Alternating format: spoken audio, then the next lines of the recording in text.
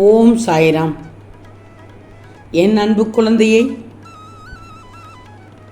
உன் சாய் ஒன்று சொல்கிறேன், கேட்டுக்கோ. யாரையும் குறைத்து மதிப்பிட்டு விடாதே. அது பல விஷயத்தில் உன்னை சுற்ற வைத்துவிடும். ஒன்று தெரியுமா? உயிருள்ள பறவைக்கு எறும்பு உணவு, உயிரற்ற பறவையோ எறும்புக்கே உணவு. நேரமும் சூழலும் எப்போதும் மாறலாம். யாரையும் குறைவாக மதிப்பிட வேண்டாம் என்றுதான் சொல்கிறேன். மன்னித்து விடு தங்கமே, அவர்களை மன்னித்து விடு. மன்னிப்பு என்பது மனதை அமைதியாக நிரப்பும். வாழ்க்கையில் நிறைய அனுபவப்பட்ட பிறகுதான் தெரிகிறது உனக்கு, யாரோடும் யார் வாழ்க்கையும் முடிந்து போய் விடுவதில்லை என்று. அவரவர் வாழ்க்கையை அவரவர் வாழ்ந்தாக வேண்டும். இதுதான் வாழ்க்கை. நீ கொண்டு வந்தது எதுவும் இல்லை, கூட வரப்போவதும் எதுவும் இல்லை. இதில் எதற்கு போட்டி பொறாமை? எதன் மீதும் அதிக ஆசை கொள்ள வேண்டிய அவசியம் இல்லை. ஏன்னா ஆசைதான் துன்பத்தை கொண்டு வந்து கொண்டிருக்கிறது. வாழ்க்கை என்பது ஒரே ஒரு முறை கிடைக்கும் சலுகை. அதை கவனமாக செலவு செய்வது தான் உனக்கு நல்லது. இல்லைனா சேற்றை வாரி இறைப்பது வாகனங்கள் மட்டுமல்ல, சில நேரங்களில் வாழ்க்கையில் நீ செய்யும் தவறுகளும் தான். சிந்தித்து நிதானமாக யோசித்து செயல்படும். அப்படி செயல்படும் போது உறுதியாக செயல்படு. அந்த செயலில் நிச்சயம் உனக்கு வெற்றி கிடைக்கும் தங்கமே. இன்னும் 2 நாட்களில் 2 நல்ல செய்திகள் உன்னை தேடி வரும் தங்கமே. நீ எதிர்பாராத மகிழ்ச்சியாக உன்னை தேடி வரப்போகிறது. நான் சொல்வதை முழுவதுமாக நம்பு.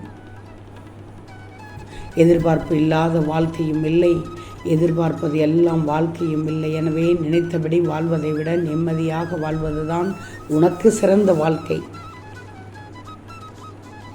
மண்ணில் வாழ்வதற்கு பணம் வேண்டும், மற்றவர்கள் மனதில் வாழ்வதற்கு நல்ல குணம் ஒன்று வேண்டும். கஷ்டத்தை பார்த்து வளர்ந்தவர்களை விட கஷ்டத்திலேயே வளர்ந்தவர்களுக்கு தான் தெரியும் வாழ்க்கையின் ஒவ்வொரு அசைவும். உண்மைதானே? உன் மனம் சுத்தமாக இல்லை என்றால் பணமோ பலமோ உனக்கு பலன் தரவே தராது. ஞாபகத்தில் வச்சுக்கோ. நான் சொல்வதை கேள். எதுவும் இல்லாதவனுக்கு எது கிடைத்தாலும் அது அதிசயமாகத்தான் தெரியும். எல்லாம் இருப்பவனுக்கு எது கிடைத்தாலும் அது அலட்சியமாகத்தான் தெரியும். திருப்தியை விட மிகப்பெரிய செல்வமும் இல்லை, பொறுமையை விட மிகச்சிறந்த குணமும் இல்லை. முயற்சி செய் தங்கமே. ஒன்று மட்டும் நல்லா தெரிஞ்சுக்கோ, வாழ்க்கை வாழ்வதற்கே தவிர இல்லாததை கிடைக்காததை நினைத்து ஏங்கி வீணடிப்பதற்கு அல்ல. வாழ்ந்து உயர்ந்து விட்டால் பொறாமையில் பேசுவார்கள் உன்னிடத்தில், தாழ்ந்து வீழ்ந்து விட்டால் கேவலமாக பேசுவார்கள் உன்னிடத்தில். இப்படிப்பட்ட மனிதர்கள் வாழும் இடத்தில்தான் நீ வாழ்ந்து கொண்டிருக்கிறாய். எனவே நல்ல விஷயத்திற்காக தனியாக நிற்க வேண்டிய சூழ்நிலை வந்தாலும் தைரியமாக நிற்கணும். எப்படி என்றால், குனிந்து வாழக்கூடாது, கும்பிடு போடக்கூடாது, பணிந்து வந்து கூட பழிகள் சொல்லக்கூடாது. நடக்கின்ற தூரம் வெகு தூரம். உன் கால்களை கட்டிக்கொண்டிருக்கிறது. இந்த நேரத்தில் கஷ்டங்கள் கடினங்கள் எதுனாலும் நீ கண்ணீர் சிந்தக்கூடாது. வழி எங்கும் முள்ளு கல்லு மேடு இருந்தாலும் நீ வழிகளை தாங்கி ஓடிக்கொண்டே இரு. காலங்கள் இங்கே காணாமல் போய்விடும். அடுத்து என்ன நடக்கும் என்று பயந்து வாழாது. எது நடந்தாலும் பார்த்து கொள்ளலாம் என்று துணிந்து வாழ்ந்தால் வெற்றி உனக்கு நிச்சயமாக காத்து கொண்டிருக்கிறது. ஆனால் என் பிள்ளையான நீ மற்றவரை வீழ்த்துவதோ தாழ்த்துவதோ உனது வாழ்க்கையின் நோக்கமாக இருக்கக்கூடாது. நீயும் முன்னேறணும், மற்றவர்களையும் முன்னேற்றணும். இதுதான் உன்னுடைய வாழ்க்கையின் நோக்கமாகவும் லட்சியமாகவும் இருக்கணும். இந்த எண்ணம் இருந்தாலே போதும், உன்னை நான் உயர்ந்த இடத்தில் வைத்து விடுவேன். உயரத்தில் இருந்து பார்த்தால் மற்றவர்கள் சிறியவர்களாக உனக்கு தெரியலாம், ஆனால் நீயும் அவர்களில் ஒருத்தன்தான் என்பதை மறந்துவிடக்கூடாது. எல்லோருக்கும் எல்லா விதத்திலும் அனைத்தும் இருக்கும். அனைவருக்கும் பிரச்சனையும் இருக்கும், எதிர்நோக்கும் தன்மையும் இருக்கும், குணம் இருக்கும், நல்ல குணமும் இருக்கும், கெட்ட குணமும் இருக்கும். நல்லதை நீ எடுத்துக்கொள்ளணும். அறிந்தும் அறியாமலும் ஆழ் மனதில் விதைக்கப்படும் எண்ணங்கள் தான் வளர்ந்து உன் கண்முன்னே விசாலமாக இருக்கும். வாழ்க்கையில் பொறுப்பு என்பது ஒரு கடமை என்பது உண்மைதானே? வாழ்க்கையில் பொறுப்பு என்பது ஒரு கண்ணாக இருந்தால் கடமை என்பதை மற்றொரு கண்ணாக வச்சுக்கோ. உன் குடும்பத்தோடு ஒன்று சேர்ந்து முயற்சி செய், வெற்றி என்ற கனி கிடைக்கும். நான் சொல்வதை எல்லாம் கேட்டுக்கோ. உனக்கானதைத்தான் சொல்கிறேன். சாயி, என்ன பாவம் செய்தேனோ இப்படிப்பட்ட தண்டனை அனுபவித்துக் கொண்டிருக்கிறேன். இப்போது இந்த பிறவியில் இப்படிப்பட்ட வாழ்க்கையை நான் வாழ்ந்து கொண்டிருக்கிறேன் என்று நீ சொல்லும் என் பிள்ளைக்குத்தான் நல்ல அறிவுரையை இப்போது சொல்லியுள்ளேன். கஷ்டத்திற்கு மேல் கஷ்டமும் பிரச்சனைக்கு மேல் பிரச்சனையும் சூழ்ந்து சிக்கல்களை அனுபவிக்க வேண்டிய நிலை ஏற்பட்டு இருக்கின்றது என்று நீ சொன்னால்தான் தெரியுமா? உன் வாழ்க்கை இதனால் வரை ஒரு விரக்தியோடு பார்த்தாய்.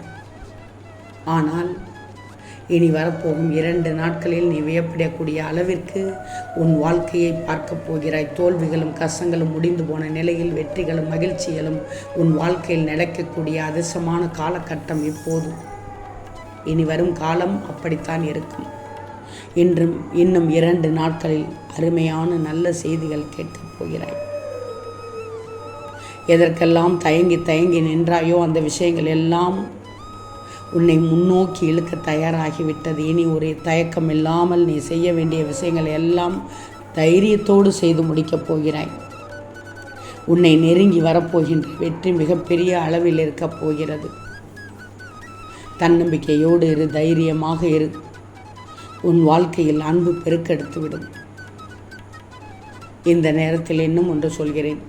யாரிடமும் சொல்லக்கூடாது என்ற சில விஷயங்களை மனதிற்குள் என்றாலும் மறைத்து வைத்து ஒளித்து வைத்து நீயே உனக்கு வேதனை கொண்டு வந்து வாழ்ந்து கொண்டே இருக்கிறாய். அதையெல்லாம் இந்த சாயியிடம் முழுமையாக சொல்லிவிட்டு உன் மனதை எப்போதும் நன்றாக வச்சுக்கோ. கனத்த மனதோடு இருக்காது. நீ சந்தோஷமாக வாழணும்னா சுறுசுறுப்பாக செய்ய வேண்டிய காரியங்களை செய்துவிடு. உன்னுடைய முயற்சியின் வெளிப்பாடு தான் வெற்றியாக கிடைக்கும். நான் சொல்வதை எல்லாம் மனதில் வச்சுக்கோ. வாழ்க்கை சிக்கலாகத்தான் இருக்கும். அதில் அன்பை பொழிந்துவிடு. கோபத்தை விட்டுவிடு. கோபம் அதிகமானால் வாழ்க்கை சுவைக்காது தங்கமே. உன்னுடைய லட்சியம் ஒன்றாக இருக்கணும். அந்த லட்சியத்தை தேடித்தான் நீ செல்லணும். தோல்வி என்று வந்தால் என்ன, வெற்றியும் உனக்காக காத்து கொண்டிருக்கிறது. காயங்களோடு சிரிப்பது அவ்வளவு எளிதல்ல. அப்படி சிரிக்க பழகிக்கிட்டேன்னா எந்த காயமும் உனக்கு பெரிதாக தெரியாது. சொந்தக்காரன் சுண்ணாம்பு போல அளவாக இருக்கணும். அளவுக்கு மீறினால் வாய் வெந்துவிடும், வாழ்க்கையும் நொந்துவிடும். நான் சொல்வது புரிகிறது தானே? உன் மனதில் இருக்கும் பயம்தான் இப்போது உன்னுடைய முதல் எதிரி. நீ தயங்கி நிற்கும் நொடிகள் தான் உன் முதல் தோல்வி. நான் சொல்வதை நல்லா ஞாபகம் வச்சுக்கோ. நல்லதை நினைக்கும் என் பிள்ளைக்கு இன்னும் 2 நாட்களில் நல்ல செய்திகள் உன்னை தேடி வரும். பொறுமையாக காத்திரு, எதிர்பார்த்து காத்திரு. ஓம் சாயிராம்.